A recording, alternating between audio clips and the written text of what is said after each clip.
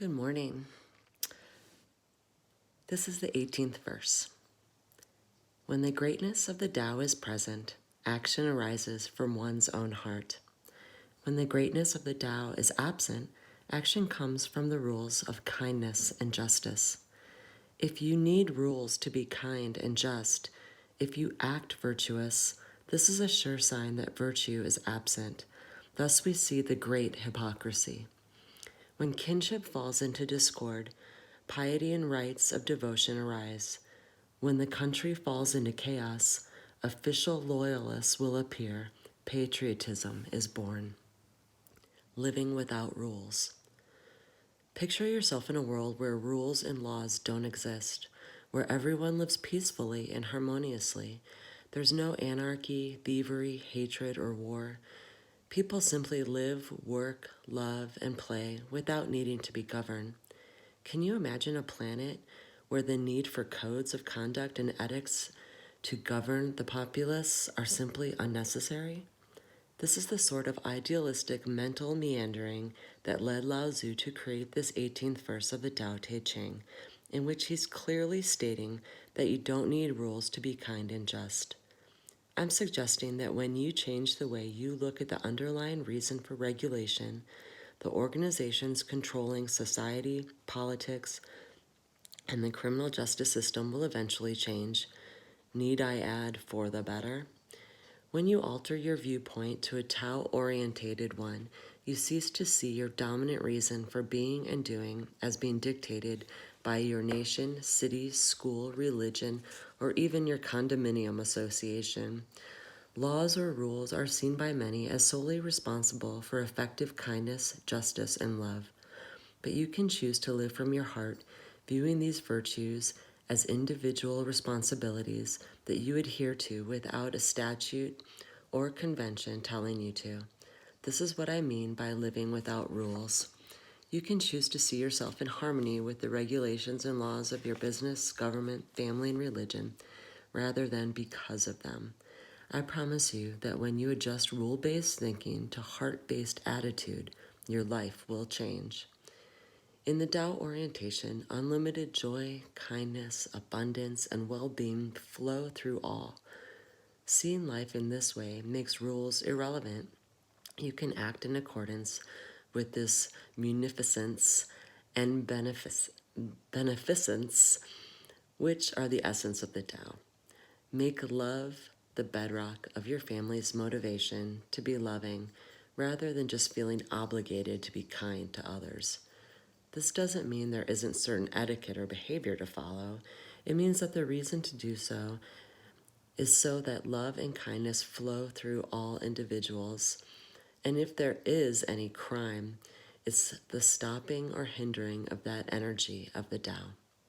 You and your children can learn to change the way you look at ethics and laws. When harmony is lost, a rule may seem to be helpful, but make sure everyone in the family realizes that you're inviting them to learn to live without it. The existence of codes of conduct are proof that we aren't allowing the Tao to flow freely through our lives.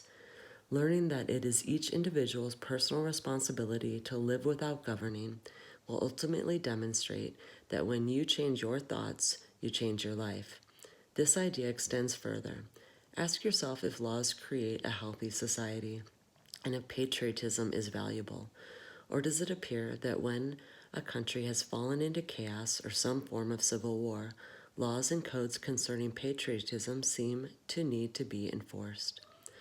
Rules aren't created to impose penalties to control or govern people who haven't learned their individual responsibility as a part of the wholeness of the group. Yet a national sense of unity needn't regulate a universal sense, for the Tao oneness is greater than any group on earth. So here we have a summary of what takes place when the Great Way is deserted. The need for justice arises. Falsity among the people creates a need for rules, and rulers are needed to restore order. Political ministers appear to bring light to the order and darkness. Knowing all of this, I believe it's essential to get back to what picture I asked you to envision a few paragraphs ago and apply what Lao Tzu is saying in this profound verse of the Tao Te Ching. Let your actions arise from your Tao-centered heart. When you're centered in the Tao, you don't need any rules, nor are you bound by what's declared to be legal or illegal. Your reason for not stealing from others isn't because it's against the law. Rather, you assume personal responsibility for your actions. Your life isn't based on living by rules. Your reason for not stealing is that you respect the rights of others to be free from pilfering because it resonates with the Tao. In the Tao, there is no stealing because everything belongs to everyone. There's no ownership of land or property. There's only the willingness to love and respect everyone in all things. The laws making stealing, maiming, or fighting illegal arose because of disconnection from the Tao. Don't act virtuous, be virtue. Acting virtuous is not the same as being virtuous. So the Tao instructs you to be authentic in all your interactions. Be pious because your own heart feels the piety that is the great Tao.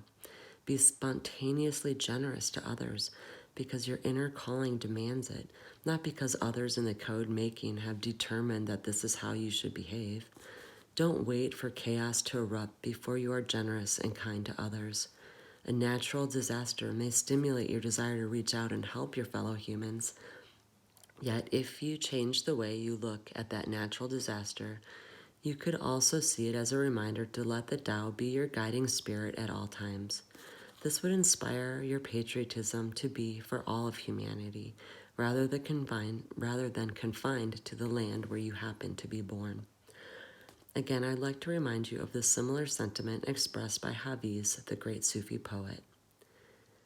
Everyone is God speaking. Why not be polite and listen to him? And everyone really means everyone, not just those who are subject to your rules and your laws. Do the Tao now. Emphasize why you're obeying human-made ethics today. Spend some time connecting to the underlying reason for stopping at a red light, having a driver's license, wearing a seatbelt, paying to enter a movie theater, or not drinking and driving. See if your ego enjoys breaking rules for its purposes by listing all the rules and laws you obey or disobey in one day, and then identify your most important heart rules. Love you guys. Have a great day.